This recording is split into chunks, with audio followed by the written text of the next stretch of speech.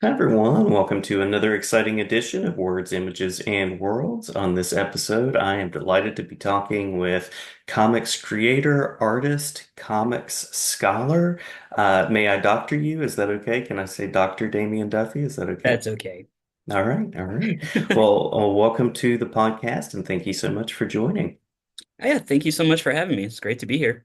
Great to have you. And for listeners out there that are not as familiar, you've worked in comics scholarship with folks like John Jennings. You also have work that's being done on a really amazing line of books from Abrams Comic Art, which is this sort of graphic novel envisioning of the work of Octavia Butler. So wonderful things that are out there in the world that you're creating.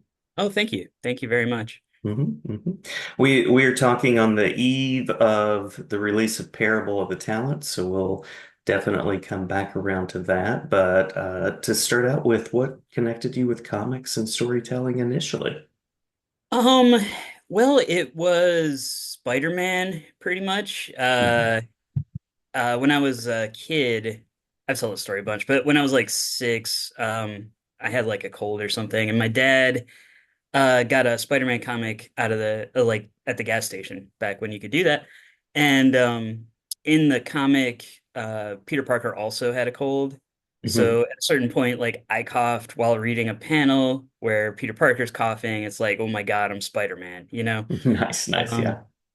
so I suppose it started there. I do have some memories even younger of reading the little comics that came with like He-Man figures back in hmm the day, which I think some actually famous commercial illustrators did those. I can't remember now, but anyway, um, but yeah, the Spider-Man thing was sort of always sticks out in my mind as a formative moment, especially because I don't know if I just didn't get you could just buy more comics, but I just started making my own Spider-Man comics like right away after that. hmm Um, and yeah, so I mean that was kind of the start of it. In terms of comics specifically, I've always been really interested in stories. My mom still has like a thing from, kindergarten where they asked what I want to be when I grow up, and I said an Arthur because can't spell, but pretty sure I meant author. Pretty sure I wasn't talking about the aardvark guy. Um, I yeah, mean, that so would be cool too. That would be I mean cool that'd be cool too, and really would come back too. to authorship eventually. But um, so yeah, so basically a lifelong thing, something I've been pursuing, I suppose, in one way or another throughout my like education and career. And just, I don't know, this need to communicate in ways that aren't just directly talking to someone or, preaching to someone, but crafting interesting and entertaining and thought-provoking narratives is just something that has always been a passion. Cool, very cool. Yeah, and uh, as I mentioned, you've been working on these adaptations of Octavia Butler. By the way, I was also a kid that got sick and read comics. I think there's like a whole trend. I was just listening to an interview with Mike Allred on another show, The Dollar Bin Bandits, and he had a similar origin story. So, Oh, okay. So we're in yeah, good company. I think we have our own league in some way. Um, the Avengers, or well, I'll be working on a title for it, The but. League of Low Immune Systems. I don't know. Yeah, that's right. That's right. We're like the X-Men or X people of our generation, really. Um, I so like that. yeah, I'll take it. So if I'm a listener out there, what should I know from your perspective about the power of comics? And then we can also talk about the power of Octavia Butler as well. Yeah, sure. We'll start with the power of comics. The power of comics is that they're awesome. Okay, well, it's been a good podcast. No, Yes, yes. Thanks, everybody. Thanks for coming. well, I mean, it's my. I've come down to the idea that I think the thing about comics that makes it such a strong communicative medium is that it's oh gosh, I think it was Stuart Malthrop who said this. That's an interstitial medium. The idea that it's a medium that exists between sort of the most popular and most recognizable forms of mass media in terms of like prose literature or film. Comics is a medium that can mimic all of those, but still be its own thing. Hmm. Um, so that makes it, I think, uniquely positioned to comment on media, on identity and the way identity is expressed through media. And then also just from a literacy perspective, comics is this ideal breeding ground for critical multimodal literacy, is what my dissertation said. That's But right. the idea that it teaches you to think critically, not just about words, but like who's saying the words, and how are the images framed, and how do the images and words interact in a way that other media never really slows down enough to let you do, I think. Hmm. That sort of cross media analysis. So I think like a lot of those things are the reasons I'm so drawn to comics, and also just that it's a very not unlike podcasting, really, a very personal medium. Hmm. You're sitting there usually by yourself reading a book or reading a screen, but it carries with it the same sort of imaginative power, I think, as prose, where it draws in your imagination, like you sort of feel like you're part of the world, but it's not so immersive that you aren't also able to, draw larger themes and ideas out of the work. Hmm. Hmm. So Well that, said. oh, thanks. Hmm. Um, And then, oh, the power of Octavia Butler. Wow. Yeah, Octavia Butler, for those who don't know, she was the first really successful and first sort of modern Black woman science fiction writer in the US. She was the first science fiction writer to win a MacArthur Genius Award. I mean, technically it's not called that, but that's what it is. And then her books are kind of beautifully brutal in a way. Hmm. Hmm. She really writes from a perspective of unflinching honesty, even though she is writing science fiction, and in the case of Kindred, grim fantasy, she called it. Um, she's a writer who deals a lot with structures of power, and who really questions those in nuanced and complex ways.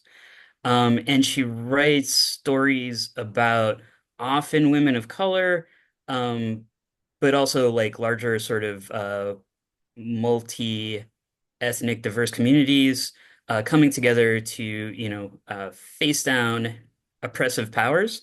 Hmm. So because of that, her messages are in a way, unfortunately, timeless. Unfortunate in that there are still these needs to understand oppressive powers and how to fight against them, to subvert them, to survive them.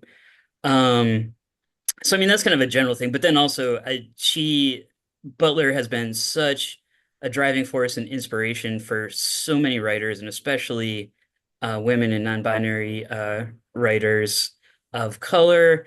Um, like just her legacy is something like immeasurable, I would Hmm. think, Hmm. and continues on. There are so many people who are just discovering her work, younger writers and younger readers. Uh, and with every new reader, I feel like, I don't know, humanity gets a little better. I hope. Yeah. Hope so. Hope so. Absolutely. And yeah, I can't remember the first time I discovered Octavia Butler, but wonderful to have the books out there and wonderful to have these adaptations that, of course, can be paired with. They can be a great primer for those that are not initiated and just get to see the way you kind of envision that world that she created as well in the visual media. Yeah. Along with John Jennings. I should always say Yes. John, the illustrator of the work. So I'm the adapter, which just because people often ask, I write a script that's sort of like a screenplay, Hmm. where it breaks down the story and takes out certain things and rearranges certain things to fit uh, our page count constraints and to leave room for John's art to breathe. And then also I'm the letterer, so I do the like captions, word balloons, and sound effects. But yeah, so together, John and I have Parable of the Talents will be our third adaptation of her work. Yeah, yeah. What's it been like to adapt her work? And thinking particularly of Parable of the Talents, any particular changes that you had to make as you were working through? Yeah. So our first adaptation was Kindred, and I think in a lot of ways that was the most difficult technically, Hmm. um, just because we hadn't really, well, one, we hadn't really worked with a large publisher and an editor before, so that was a new experience for both John and myself. Our editor on that, Sheila Keenan, was wonderful, and it was one of the best working experiences I had because she really took what was admittedly like an awful first draft of my script and fixed it, or at least showed me how to fix it and showed me how to make it what it needed to be. But yeah, so the challenge I think with Kindred and to lesser degrees as we've gone on, but it's always first and foremost trying to do right by Butler's legacy. Hmm. Hmm. Um, because she's such an important literary figure and just sort of cultural figure. And this may shock you. I'm white. I'm a straight white guy. The whiteness I feel like is kind of obvious because you can see my circulatory system, but that also added an extra layer to like I really didn't want to mess anything up. I Yeah, didn't want yeah. people to hate me. And most importantly, I just didn't want to adversely affect Butler's legacy.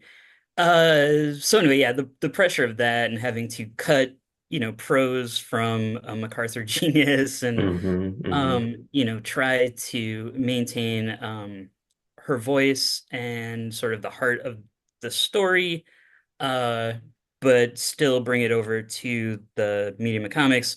That was very challenging, especially with Kindred. Moving onto the parables, I definitely, especially having worked with Sheila and Kindred, I definitely went in with a much better sense of how to adapt the work and sort of how to go about, figuring out which points are necessary for the story and which elements, they add detail, but like taking them out won't, you know, it's kind of a Jenga tower thing of if you take out the wrong block, it all falls down. Hmm. So I Hmm. felt a bit more confident in figuring out, yeah, the technical aspects of it. But with the parables, the challenge with those is that it's dystopian science fiction. She wrote it, so or the first one she wrote in 93, and she basically took all the kind of prevalent social, political, economic problems, climate change, excuse me, issues, and then wrote a book about what that's going to be like in 30 years. So Parable of the Sower starts in 2024, and Very she wrote timely. very Yeah. timely. Um, she wrote it, she said, as I think it's Robert Heinlein had developed these like three types of science fiction stories and or something like that. And she said this one was a If This Goes On story. So kind of a dystopian fiction in the service of warning about the impact present day actions would have in the future. Mhm. Um, and unfortunately, she was really spot on with a lot of this stuff. Uh, and because of that, like I had to get off social media while working on these. I sort of only barely am back on. And like looking at the news was really difficult because I'm writing something or adapting something that's supposed to be dystopian science fiction, and then when you look over at the news, it's basically documentary. Yeah. Way Yeah. too close to documentary. And that sadly continues to be the case with Parable of the Talents. Yeah, those were more kind of like mental health challenges and sort of, I don't know, not giving into despair, like that kind of challenge, which honestly is there with Kindred. It's about slavery and it's also a dark book, but there's something with this being, set in the future. The parable is meant to be a warning and kind of a warning that, went unheeded that is really, it's rough. That's Yeah. what made those difficult. Yeah, yeah. There's a and they came out pandemic time as well, right? There was kind of Yeah, that yeah, contemporary. Parable of the Sower came out January 2020. Yeah. So pretty short book tour on that one. Um and then I actually finished the script for Parable of the Talents because we signed a contract for both. Mhm. I finished the script for Parable of the Talents March 2020. So it really felt like I finished the story and then I went to go live in the story a little bit Yeah. with the Mhm. pandemic, which is just it's a very surreal experience. But I should say, like, it sounds like I'm complaining. I'm not at all. Like, it's an honor and a privilege to be able to work on these books. But yeah, that these things kind of weigh heavy while working on them for sure. Yeah. But that points to the wisdom of Octavia Butler, her foresight, but it also points to kind of we talked about the power of comics, Yeah. that really powerful thing that science fiction can do, where you look at it and go, oh, this was supposed to be somewhere else, but it's a whole lot like here. So, yeah. Yes. Yeah, definitely. And I think it's also a testament to Butler's just amazing research abilities. Hmm. Hmm. She, if you look at her personal papers, she like became an expert on anything she was trying to write about. And that's really why the parables seem so prescient. She was just really paying attention, Yeah. and just sort of taking things to their logical conclusion. Yeah, yeah, absolutely. Well, I'm going to put a plug in here for Fledgling. If there's ever a work that you're looking at next, that I think that one would make a really interesting graphic novel. I'm not sure. I've tried to envision it as a film. It might be a little bit difficult to pull off that way, but Yeah, I as a I graphic novel, maybe. I think that one's a little lower on our list. So John's my favorite, or kind of the one that introduced me to her work was Kindred. Hmm. Um, Hmm. and Absolutely. John's favorite that introduced him to her work was Wild Seed. So Uh, I think if we get our way, which is never, for sure, like it's not up to us, but if we get our way, I think Wild Seed might end up being the next one. that would be awesome. I hope so. Well, we might have already answered this, but I do want to give you the space to talk about anything that you hope that readers notice, think about, or take away as they're reading Parable of the Talents.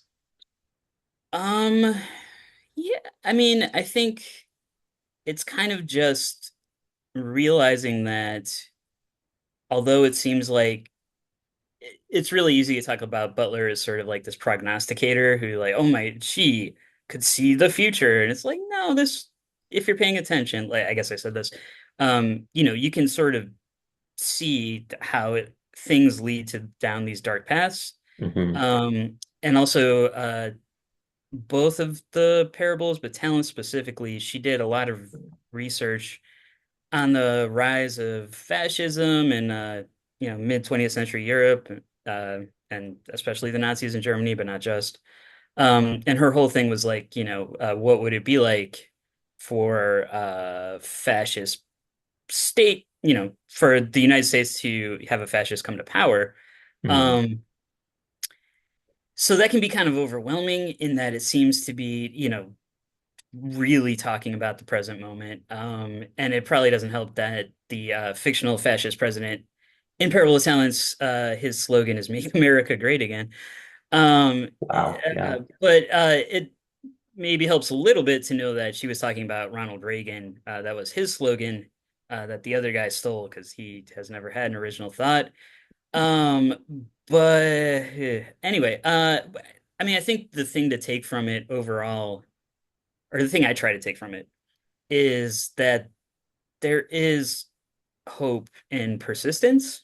Uh-huh. Um, there's hope in survival. Um, and just